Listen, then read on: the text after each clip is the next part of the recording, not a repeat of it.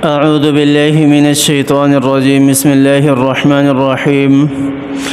ولن ترضى عنك اليهود ولا النصارى حتى تتبع ملتهم قل إن هدى الله هو الهدى ولئن اتبعت أهواءهم بعد الذي جاءك من العلم ما لك من الله من ولي ولا نصير. الذين آتيناهم الكتاب يتلونه حق تلاوته أولئك يؤمنون به ومن يكفر به فأولئك هم الخاسرون. صدق اللہ العظیم. اللہ تعالیٰ نے ان آیات کے اندر اہل کتاب کے ایک بہت بڑے عمل کو ذکر کیے ہے کہ مسلمان اہل کتاب کے ساتھ چاہے جیسے ہی رویہ کیوں نہ رکھ لے، چاہے کتنی ہی محبتیں اور الفتیں اہل کفر کے ساتھ کیوں نہ رکھ لے، لیکن وہ پھر بھی اپنے مقصد سے پیچھے نہیں ہٹیں گے. اور اہل کتاب کا مقصد جو ہے اس کو بھی ذکر کیا ہے کہ ان کا مقصد کیا ہے. اور اس کے بعد پھر اللہ تعالیٰ نے جو ہدایت کو چھوڑ کر اور علم آنے کے باوجود، جاننے کے باوجود وہ سیدھے راستے کو نہ اختیار کریں، ان کے لیے کیا وعیدیں ہیں، ان وعیدوں کو ذکر کیا. اس کے بعد پھر اللہ تعالیٰ نے فرمایا کہ اصل ایمان والے کون ہیں، ان کا ذکر ہے آخر میں. تو اللہ تعالیٰ نے ارشاد فرمایا وَلَن تَرْضَىٰ عَنْكَ الْيَهُودُ وَلَا النَّصَارَىٰ حَتَّىٰ تَتَّبِعَ مِلَّتَهُمْ. اللہ تعالیٰ نے واضح الفاظ میں یہاں ارشاد فرما دیا ہے، کافر چاہے اہل کتاب کوئی بھی ہو، چاہے یہودی ہیں، چاہے عیسائی ہیں، چاہے نصرانی ہے، چاہے صابئی ہیں، چاہے وہ بتوں کی پوجا کرنے والے ہیں یا کسی جاندار کو پوجنے والے ہیں یا سورج کو پوجنے والے ہیں، سب کے لیے اس میں تعلیم ہے امت محمدیہ صلی اللہ علیہ وسلم کو کہ یہ عمل سب کے لیے یکساں ہے، ایک جیسا ہے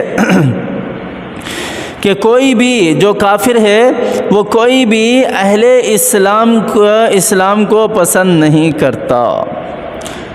نہ تو وہ اہل اسلام کو پسند کرتا ہے اور نہ ہی وہ اسلام کو پسند کرتا ہے، دین اسلام کو پسند کرتا ہے. آپ صلی اللہ علیہ وسلم کی حدیث ہے نا، الکفر ملت واحدہ، کہ کفر جو ہے وہ سارا کا سارا ایک ہی ملت ہے. جس طرح کہ پچھلی آیت کے اندر میں نے کہا تھا کہ اگلی آیتوں کے اندر انشاءاللہ آئے گا جس میں اللہ تعالیٰ نے ذکر کیا ہے کہ یہ کافر سارے کے سارے مسلمانوں سے خوش نہیں ہیں، ایمان والوں سے کبھی خوش نہیں ہوں گے. چاہے ہم ان کو سورج لا کے ان کے ہاتھ میں بھی رکھ دینا پھر بھی یہ خوش نہیں ہوں گے، چاہے چاند لا کر ان کے ہاتھ میں رکھ دیں پھر بھی یہ خوش نہیں ہوں گے، ہم اپنا سب کچھ ان پر لٹا دیں پھر بھی یہ خوش نہیں ہوں گے. پھر بھی یہ کیا چاہیں گے؟ حتی تتبع ملتہم. یہ خوش اس صورت میں ہوں گے جب ان کے دین کو اختیار کیا جائے، جب ان کے دین کو اپنایا جائے، اس وقت یہ خوش ہوتے ہیں. اس وقت پھر ان کی بے حیائی کی بھی انتہا ہوتی ہے. یہ مسلمانوں کو برگلانے کے لیے، یہ اہل اسلام کو دین سے پھیرنے کے لیے، یہ اہل ایمان کو دین سے ہٹانے کے لیے، یہ جتنے بھی باطل طبقے ہیں، باطل فرقے ہیں، ان سارے کے سارے فرقوں کی یہ کوشش ہوتی ہے کہ ہم کسی طرح مسلمان کو ہٹائیں. پھر ان کے لیے ان کی پیشکشیں ہوتی ہیں، بہت بڑی بڑی پیشکشیں ہوتی ہیں. سب سے بڑی پیشکش تو ان کی یہ ہوتی ہے کہ ہم آپ کو لڑکی دیں گے، خوبصورت لڑکی دیں گے، جیسی لڑکی آپ چاہیں گے ویسی لڑکی ہم آپ کو دیں گے، اس سے آپ کی شادی کرائیں گے، جیسا بنگلہ آپ چاہیں گے، جیسا گھر آپ چاہیں گے ویسا گھر ہم آپ کو دیں گے، جیسی گاڑی آپ چاہیں گے ویسی گاڑی ہم آپ کو دیں گے، جس قسم کی جاب نوکری آپ کو چاہیے ہم آپ کو دیں گے. اب مجھے بتاؤ کہ کوئی غریب آدمی ایسا ہو جس کے پاس 2 ٹائم کے کھانے کے لیے روٹی نہ ہو، ایمان والا، اور اس کو اتنا علم بھی نہ ہو ایمان کا، اور وہ لالچ دیں اس چیز کا اور فوائد بتائیں اپنے دین کے، جس طرح کے احمدی طبقہ جو بہت زیادہ کر رہا ہے اس وقت پاکستان کے اندر، قادیانی جس کو کہا جاتا ہے، قادیانیوں کا یہ بہت زیادہ، میں نے بہت سارے ایسے واقعات سنے ہیں جس میں انہوں نے بڑے بڑے جو یونیورسٹی کے پروفیسرز یا اس قسم کے جو بڑے بڑے عہدوں پر، مثال کے طور پر جو لوگ ہیں، ان لوگوں کو یہ پیشکش کرتے ہیں اور ایسے لوگوں کو وہ دیتے ہیں، پھر گھر بھی دیتے ہیں، سب کچھ دیتے ہیں۔ میرے ذہن میں آ نہیں رہا، کچھ عرصہ پہلے ہی مجھے ایک ساتھی نے یہ واقعہ سنایا تھا کہ ان کے ایک عزیز تھے، ان کو انہوں نے دیا، سب کچھ دیا، گاڑی بھی دی، بنگلہ بھی دیا، جاب بھی لے کر دی، بڑے عہدے پر، بڑی پوسٹ پر، میرے نام ذہن میں نہیں آ رہا اس ساتھی کا، لیکن واقعہ مجھے یاد ہے، جو اس نے کہا وہ سب کچھ یاد ہے۔ تو اس کو جب بیماری نے آ کر پکڑا، گھیرا، جب اس کو خوف ہوا، اللہ کے ڈر ہوا تھوڑا سا، تو اس نے توبہ کی، ساری چیزوں سے توبہ کی، دوبارہ مسلمان ہو گیا، اور مسلمان ہوتے ہی یہ قادیانیوں نے ان سے ان کا سب کچھ واپسی لے لیا، جو لڑکی دی تھی وہ بھی، اولاد بھی لے لی اس سے، اور گاڑی بھی لے لی، بنگلہ بھی لے لیا۔ اب اسے دھمکیاں دی جا رہی ہیں کہ ہم جو ہے وہ آپ کی جاب بھی آپ سے لے لیں گے، یا تو آپ ریزائن کر دیں، آپ استعفیٰ دے دیں، ورنہ ہم آپ کو قتل کر دیں گے، فلاں فلاں قسم کی اسے دھمکیاں دی جا رہی ہیں۔ یہ جتنے بھی فرقہ باطلہ ہیں، یہ سارے اس چیز پر گامزن ہیں، لگے ہوئے اس چیز کے پیچھے، اہل ایمانوں کے پیچھے،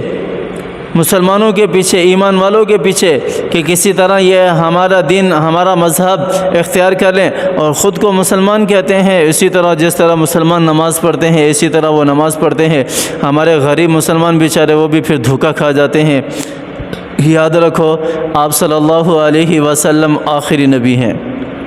آقائے دو جہاں حضرت محمد مصطفیٰ صلی اللہ علیہ وسلم کے بعد کوئی نبی نہیں آئے گا،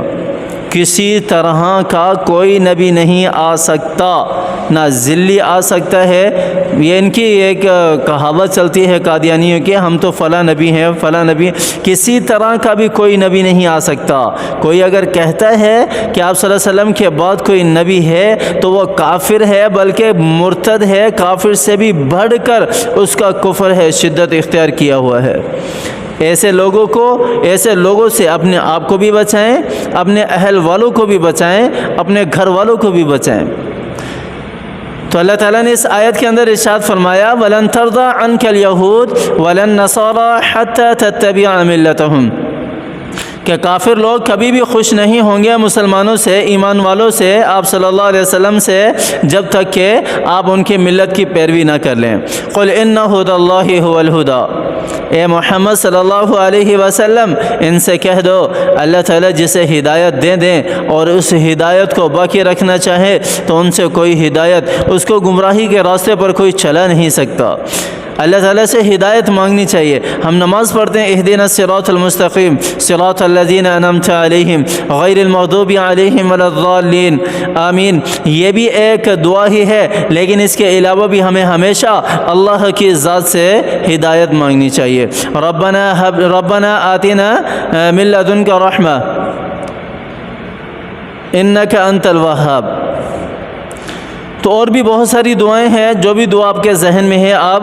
اپنی زبان میں بھی اللہ تعالیٰ سے ہدایت کی دعا مانگ سکتے ہیں۔ یا اللہ، ایمان دیا ہے تو نے، اس ایمان کو باقی رکھ اور ہمیں ہدایت کے راستے پر ثابت قدم رکھ، اس قسم کی دعائیں مانگ سکتے ہیں۔